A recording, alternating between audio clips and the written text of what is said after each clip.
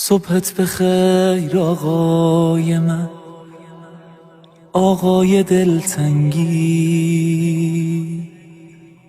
صبحت بخیر آقای من، آقای تنهایی.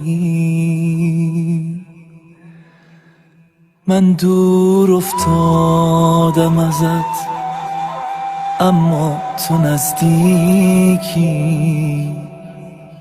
امروزمو با تو شروع کردم که اینجایی.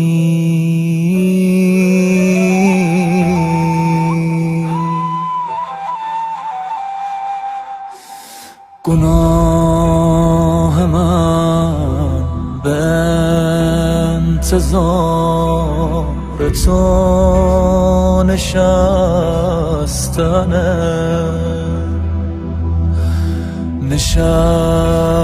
عاشقی.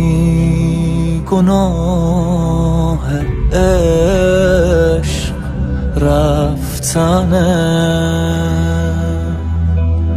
اگر که دل خوشی به من گناه از تو نیست. اگر که خیس چشم تو گناه منه. اللهم ارن طلعت الرشیده. دیگه جونم به لب رسیده، همه دنیا ازم بریده، تو اما نه. عهد میبندم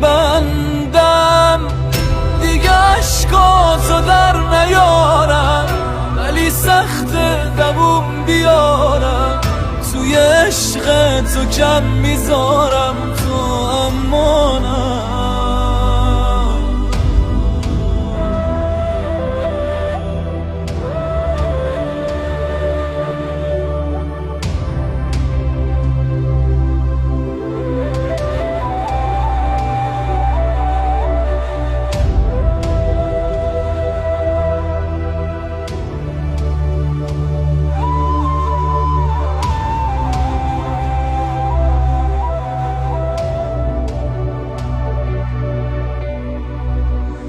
تو هفته ای 2 بار گریه می کنی برام.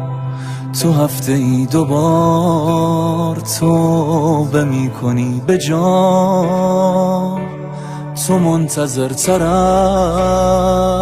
از منی، تموم شه غیبتم، دروغ میگم عاشقم، ولی بذار بیام. خدا کنه بهم نگی تموم فرصته، دعا بکن که خوب بشم آقا به حرمتت. یه کاری کن که من نشم دلیل گریه هات، یه کاری کن نشم دلیل طول غیبتت.